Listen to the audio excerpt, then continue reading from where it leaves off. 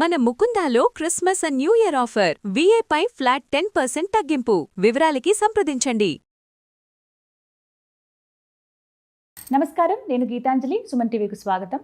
ఇవాళ మనతో పాటు ఉన్న అతిథి శ్రీ జగదాంబ త్రిశక్తి పీఠాధిపతులు తాళ్ళూరి బనారస్ బాబు గురూజీ ఉన్నారు. వారితో మాట్లాడదాం. గురుగారు నమస్కారం అండి. నమస్తే అమ్మ.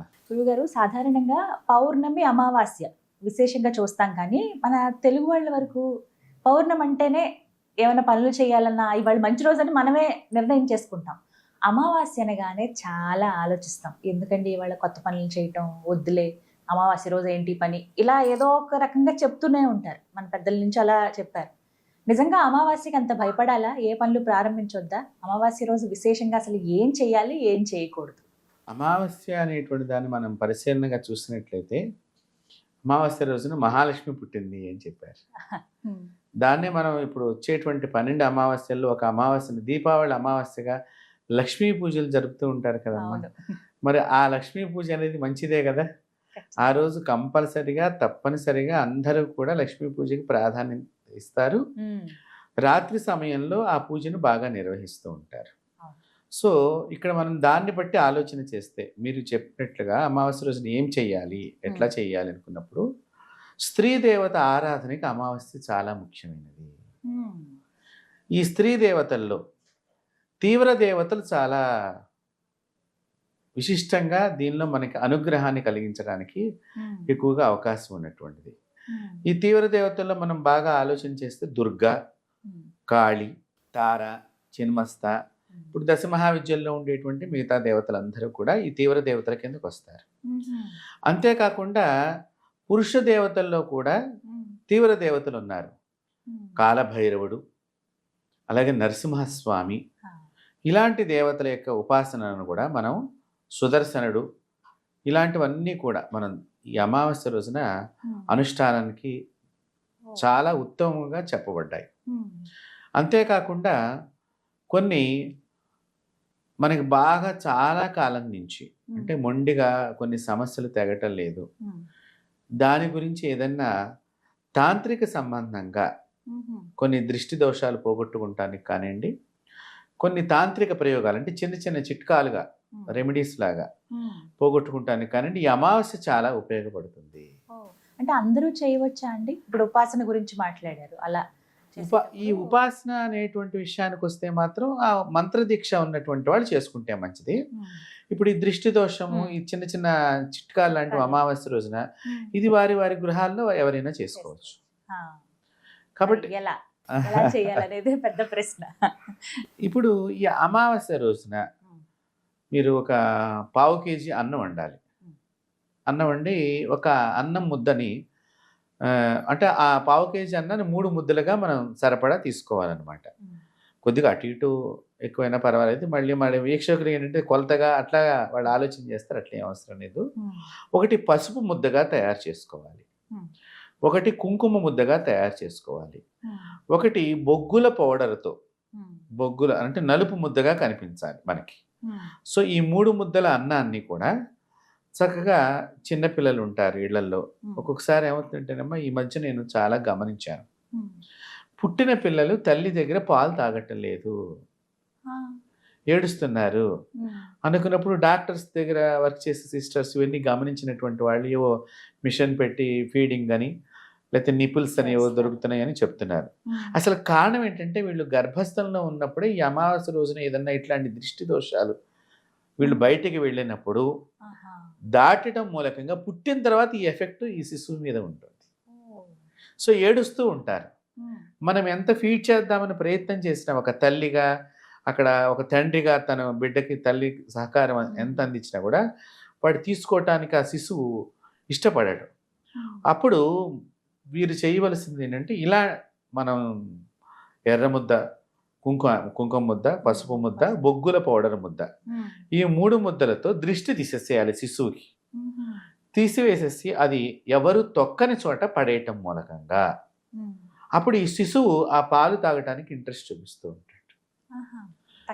తక్షణమే మీకు చాలా తక్షణమే కనిపిస్తుంది. ఎందుకంటే పిల్లలు దేవతా స్వరూపాలు. మనకి ఎప్పుడు కూడా శాస్త్రం ఏం చెప్పిందంటే పిల్లలు దేవతా స్వరూపాలు ఒకటిది. తర్వాత డెలివరీ అయిన తర్వాత మనకి చాలా మంది ఇళ్లలో పూర్వీకులు ఈ ఆడావిడ ఎవరైతే సంతానాన్ని కంటుందో తల్లి, ఈ తల్లి కనేటువంటి తల్లి సంతానం అయిన తర్వాత డైరెక్ట్గా అన్నం తినకూడదు. మొట్టమొదటి ముద్దని అంటే అన్నం పెట్టి మనం ప్లేట్లో ఇస్తాం కదా, దీని నుంచి ఒక ముద్దను తీసుకోవాలి. తీసుకుని ఆ బిడ్డకి దృష్టి తీసేసేయాలి. ఈ తీసేసిన ముద్దని మంచం కింద పెట్టుకోవాలి. అలాంటప్పుడు ఈ కొన్ని దోషాలు తొలగిపోతాయి శిశువుకి.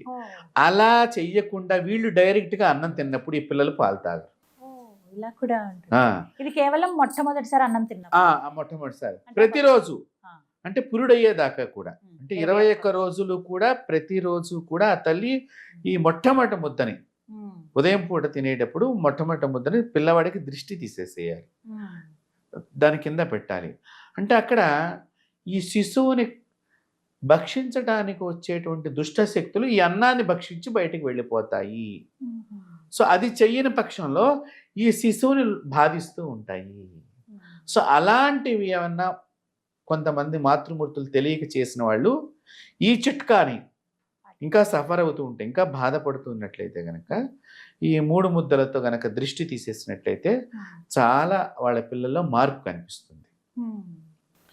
ఇంకా మనం ఈ అమావాస్య రోజున ఈ బొగ్గులుతో తయారు చేసినటువంటి అన్నం ముద్ద ఉన్నది కదమ్మా, ఈ అన్నం ముద్దని నల్లని గుడ్డలో ప్యాక్ చేసుకోవాలి. ఇంకో పరిహారం చెప్తున్నాను. ఎవరికైతే అష్టమ శని, అర్ధాష్టమ శని, మళ్ళీ మనకు శని మహాదశలో శని అంతర్దశగా నడుస్తుంటాము, అలాగే ఏలినాటి శని, ఇట్లాంటి పరిస్థితుల్లో ఉండి వాళ్ళు ఎన్ని చేసుకున్నా కూడా ఉపశమనం లేదు అనుకున్నటువంటి వాళ్ళు ఈ నల్ల బట్టలు ఈ అన్నం ముద్ద పెట్టుకోవాలి. దాంతోపాటు 9 మేకులు పెట్టుకోవాలి. అలాగే ఈ దీంతోపాటు మన నల్లని చెక్క అంటే మనకి వేప చెట్టు బెరడు ఉంటుంది నల్లగా, అలా బెరడు అనమాట. దాన్ని కొద్దిగా దానిలో పెట్టుకుని వీళ్ళు రహస్యంగా ఈ మూటనంతా తీసుకుని ఎక్కడైనా నీళ్లు చెరువు కానీ తటాకం కానీ ఉన్న చోట దగ్గరికి వీళ్ళు వెళ్ళి ఎవరు లేనప్పుడు వారికి వారిగా దృష్టి తీసేసుకోవాలి ఈ మూట మొత్తంలో. ఇప్పుడు ఈ మూటలు ఏంటి, నల్లని అన్నం ముద్ద, ఒకటి 9 మేకులు, తర్వాత ఈ బెరడు, ఇది తీసుకుని ఇంకా ఆ అన్నం ముద్దలో వీళ్ళు నువ్వులు కూడా వేసుకోవచ్చు అమ్మ, కొద్దిపాటి నువ్వులు వేసుకోవచ్చు. వేసుకుని అమావాస్య రోజున కనుక వారి శరీరం చుట్టూ తిప్పుకుని ఎక్కడ చెరువు దగ్గరికి వెళ్ళి, మళ్ళీ ఇంటి దగ్గర చేయకూడదు, అది మామూలుగా వారు కారు వేసుకుని వెళ్ళిపోవటం, బండి వేసి సైలెంట్గా. దీనికి సాయంకాలం పూట అయితే ఇంకా విశేషంగా పనిచేస్తుంది, ప్రాతకాలం కంటే కూడా సాయంకాలం. ఈ వెళ్ళినప్పుడు అమ్మ ఈ దిష్టి తీసే ముందర వీళ్ళ ఎడమకాలి కింద ఉన్న మడం కింద ఉన్న మట్టి ఏదైతే ఉంటుందో ఆ గుడ్డకి రాయాలి తీసి. ఇప్పుడు ఇది మడం అనుకుందాము, కాలి మడం, ఇక్కడ ఇట్లా మట్టి తీసుకుని ఈ గుడ్డకి రాసేసి ఆ మట్టిని అప్పుడు దృష్టి తీసుకోవాలి. తీసుకున్నట్లయితే అమావాస్య రోజున అది చెరువు దగ్గర పడేసేసి వాళ్ళు మళ్ళీ వెనక్కి తిరిగి చూడకుండా ఇంటికి వచ్చి కాళ్ళు చేతులు కడుక్కుని లోపలికి రావాలి. తద్వారా వాళ్ళకున్న మొండి పరిణామ జీవితంలో ఏదైతే మొండి సమస్యగా ఉన్నదో అది తొలగిపోతుంది అనమాట. అంటే ఈ అమావాస్య రోజున ఇలాంటి చిట్కాల ద్వారా కూడా సామాన్యులు దీనికి ఎవరైనా చేసుకోవచ్చు.